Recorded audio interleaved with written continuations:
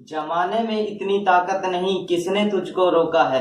जमाने में इतनी ताकत नहीं किसने तुझको रोका है। मेहनत कर मंजिल को पा, यही तेरे पास मौका है। Hello friends, welcome to my channel Chetan sir. Friends देखो, आप स्टडी कर रहे हो, स्टडी के साथ साथ सोचा थोड़ा मोटिवेट भी कर दूं आपको। तो आज आपका टॉपिक क्या है? संयम।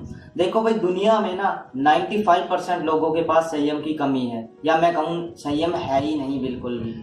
ठीक है, इसका एक एग्जाम्पल लेके एक स्टोरी सुनाता हूँ आपको।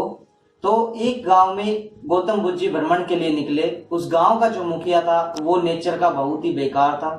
तो वह जब भी कोई संत महात्मा बुद्ध जब भी कोई आते उस गांव में तो उनका अपमान करके भगा देता था और उनको कभी भी दीक्षा नहीं देता था।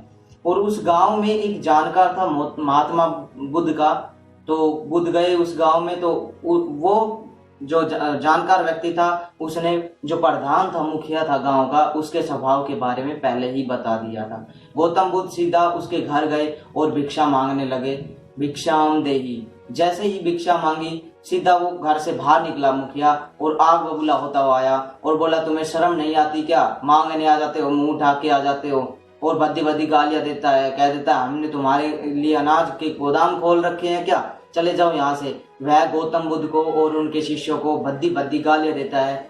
लेकिन गौतम बुद्ध जी अपमानजनक बातें सुनते रहे और फिर जब वह बोल चुका तब बोले कि आप ग्राम मुखिया है, आप ग्राम प्रधान है, आप एक बात बताइए, यदि आपके गांव में, यदि आपके घर पे कोई व्यक्ति आ जाए, कोई साधु आ जाए और वो आपको खाने के लिए कहे, आप उसके लिए थाली सजा के खाने लाए, ठीक है, और वो खाने को अस्वीकार करके चला जाए, तो आप क्या करोगे?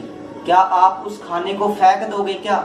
वो बोला, फेंकूंगा नहीं, मैं उसको अपने घर में ही रख लूंगा और उसको इस्तेमाल करूंगा। बोला ठीक है। तो एक बात बताइए कि आपने हमें इतने अपशब्द कहे, इतनी गालियां दी, ठीक है, हमने इनको स्वीकार नहीं किया, हमने इनको अस्वीकार कर दिया। मतलब ये हुआ कि जो आपकी गालियां थी, आपके अपशब्द थे, वो आपके पास ही रह गए।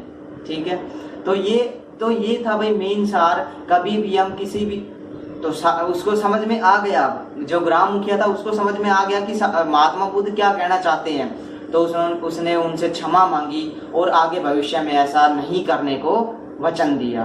तो देखो भाई, जब भी हम किसी का अपमान करते हैं, जब भी हम किसी को बुरा भला कहते हैं, गाली गलौज करते हैं, तो हम ये नहीं सोचते कि इस पे क्या फर्क पड़ेगा, हम बस देते रहते हैं भाई, गाली गलौज देते रहते हैं। अगर वो प्रतिक्रिया ना करके एक सिंपल सा साधारण सा जवाब देना, तो वो गालियां आपके पास ही रह जाते हैं, वो शब्द आपके पास ही रह जाते हैं। तो भाई जिंदगी में ना संयम की जरूरत है।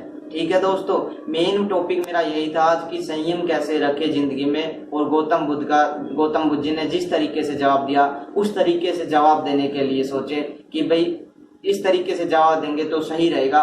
कभी भी प्रतिक्रिया ना करें। कोई भी आपसे गाली देता है, अपशब्द कहता है, गलौच देता है, तो उसका ये नहीं कि आप आग बबूला हो गए और उसकी प्रतिक्रिया करें। प्रतिक्रिया ना करके एक सुंदर सा जवाब दे, जिससे वो समझ भी जाए और आगे भविष्य में गलती भी ना करे।